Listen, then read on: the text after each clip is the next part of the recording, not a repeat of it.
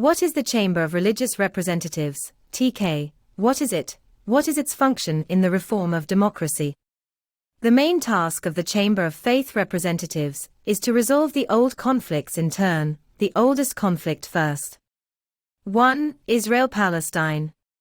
The church meeting that is chosen through church elections in the Nordic countries is dependent on the political parties. The majority are Christians.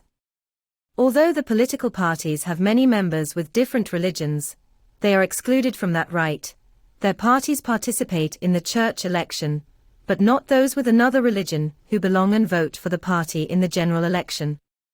With Christians in the majority and the participation of the political parties in the church elections, an exclusion of other faiths, and the fact that there is a pro-Israeli Christian party in the Riksdag, all this gives room for support for Israeli politics.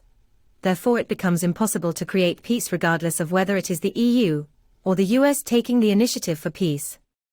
Therefore, it is extremely important to elect a faith representatives chamber, which is free from the political parties, and which replaces the church meeting. Everyone, regardless of religion, must participate and vote on who will sit in the Chamber of Faith Representatives, which is the highest body for all religious communities, including the Church of Sweden. The model is applied in the following way: that 5 adults with different religions get the right to vote in the multi-religion election. 16-year-olds belonging to different religions get the right to vote.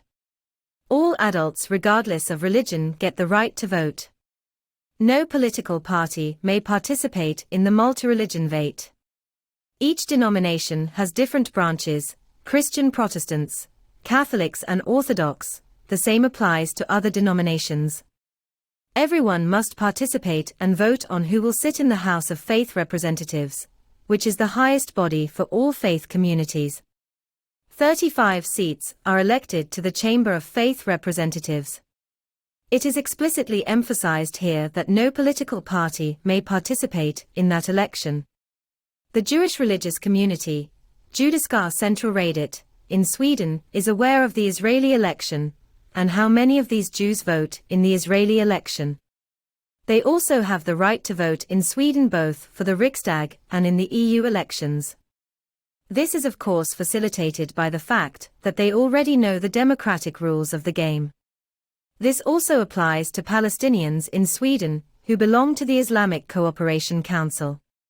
However, it would be much more difficult to implement such a democratic reform if it had been in Israel or Palestine. Therefore, the Nordic countries that already apply church elections are suitable to start with.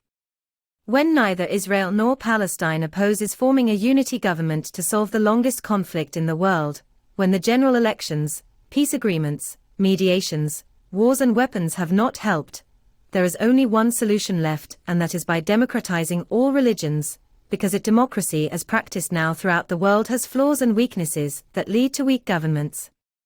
We proceed from the principle that it is democracy that has given all religious communities freedom of religion.